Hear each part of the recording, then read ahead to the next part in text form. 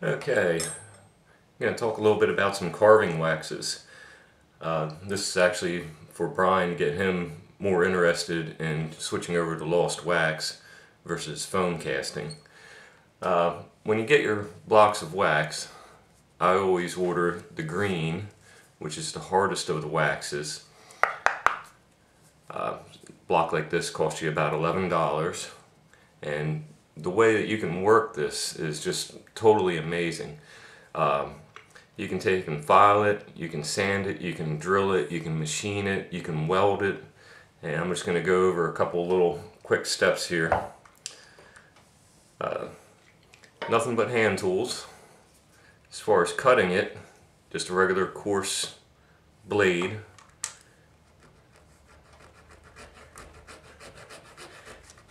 I'm not really going to make anything, I'm just going to show you that it is very, very easy to work with.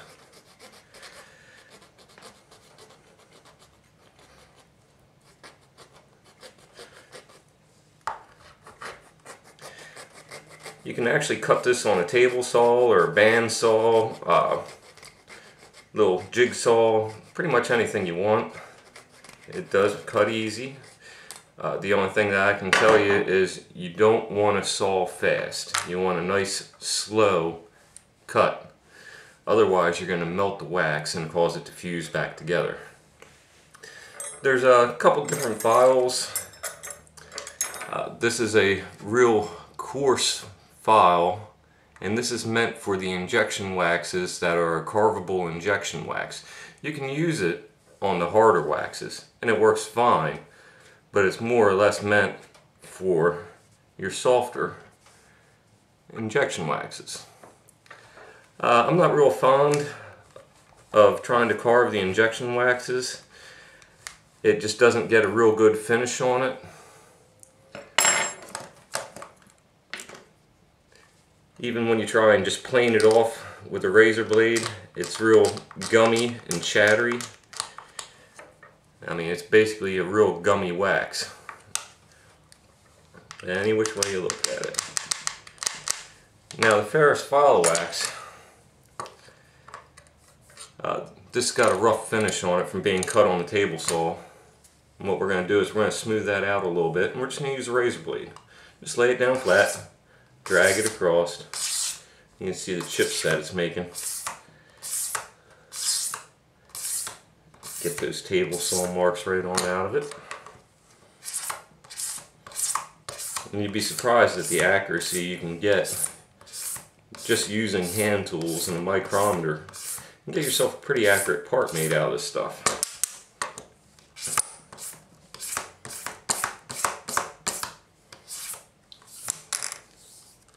Got pretty well smoothed out there. Okay. Let's say you want to radius a corner on something, and you don't have a router or a milling machine or radiusing bits or anything else. Well, what I found is that if I take a radius gauge set, and for those of you that aren't familiar with what a radius gauge is, it's just a tool that you use to check the radius on a part after you machine it to make sure that it's within tolerance. This set here is actually pretty expensive. You can make your own just by drilling and cutting a piece of metal or grinding it and filing it. But what we want to do is, I'm going to lay a 1/8 inch radius on this. So we're going to take the radius gauge and we're just going to hold it on there and pull. Hopefully you guys can see this. See if I can give you a little bit better of a close-up here. Okay. And just use the radius gauge.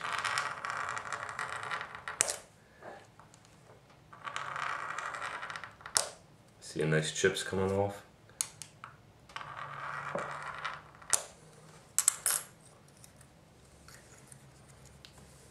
Let's see if I can do it a different direction for you.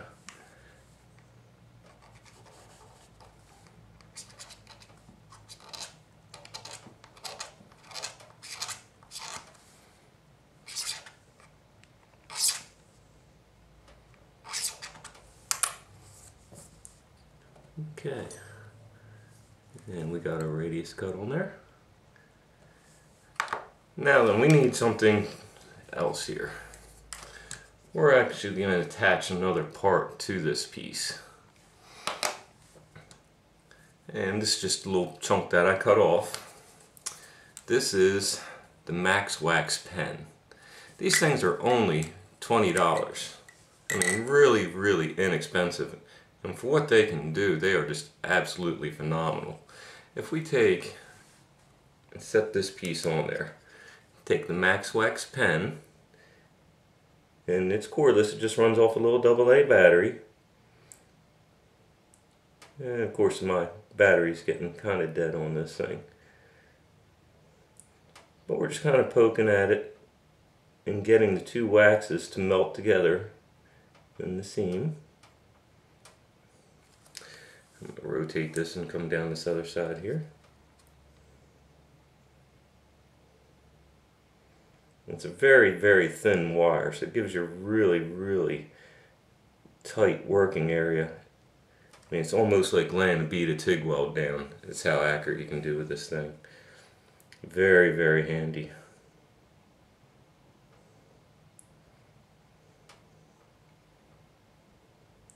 Let's come right on down it.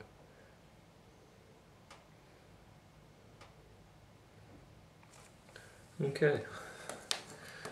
That's welded together. Can't beat that.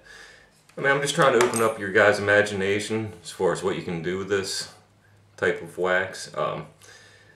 It's just so easy to work, so easy to cut. Filing.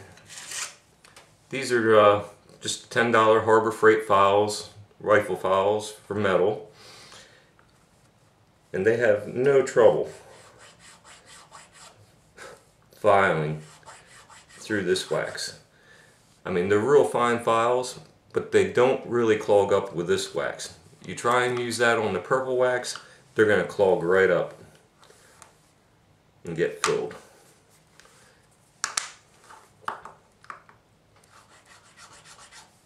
So, just put some kind of little decoration in this real quick.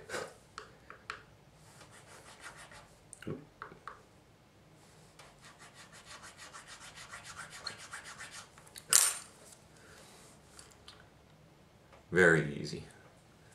Very easy to work. Like I said, planing, just use a razor blade. You can plane this edge right on over and smooth it out so you get rid of all those saw cut marks.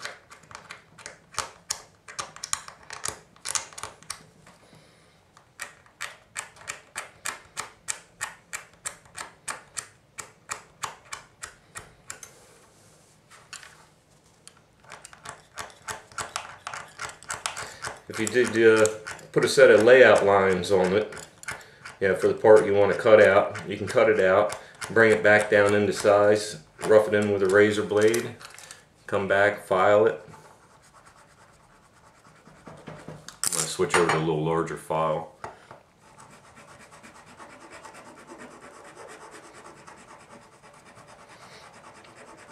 This is actually really good for people who tend to travel and wind up with a few hours they want to kill and make a couple parts. Because you can just take a few files with you, a couple razor blades and your wax, a small hand saw, and just have at it. A few hours later you can produce yourself a part. When you get home, cast it. It's just that easy to work with.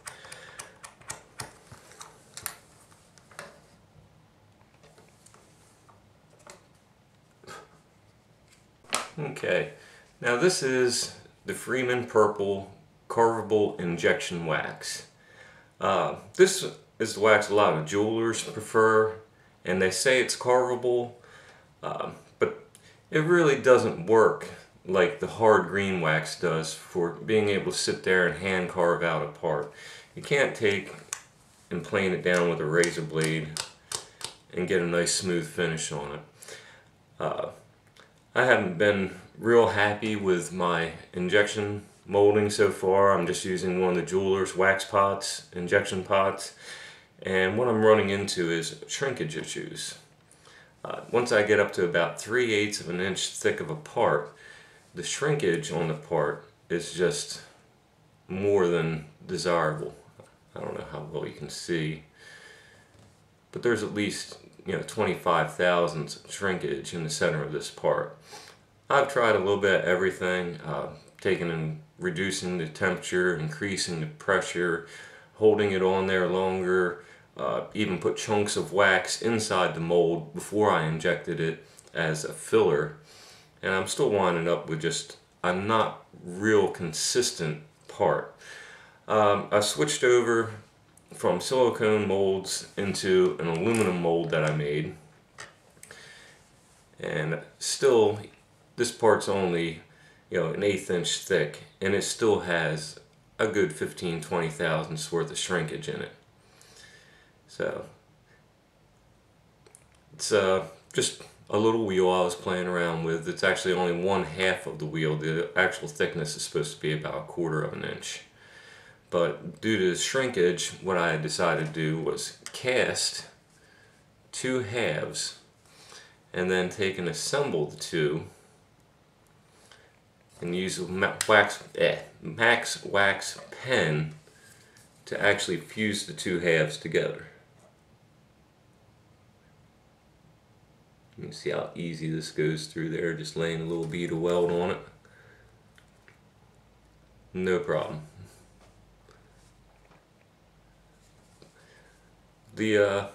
What I'm working on right now is I'm planning on building a wax injection machine. There's very little information out on the web as far as how to build a wax injection machine, but there are several plastic injection molding machines out there that give me a pretty good start on how to go about designing the machine. Now when it comes to injection pressure and stuff like that, there's not really any information out there, but what I'm looking at is being able to inject at about 350 psi. So hopefully at that injection pressure into an aluminum mold, I can alleviate most of my shrinkage problems, because I want to be able to reproduce the same part over and over and over again and have a nice accurate part that doesn't need a whole lot of finishing machining. I want to pretty much just pull the part out, cast it, and have it done. And that's the whole idea with investment casting and lost wax casting, is you can make a near net finished part. And trying to do it at home with a jeweler's wax pot on a thick part, it's just it's not working out for me. If anybody has any suggestions on how I can get around my shrinkage issues using the inexpensive wax pot, please let me know. But I'm really looking into building this wax injection machine, and I think that's going to help me out a lot.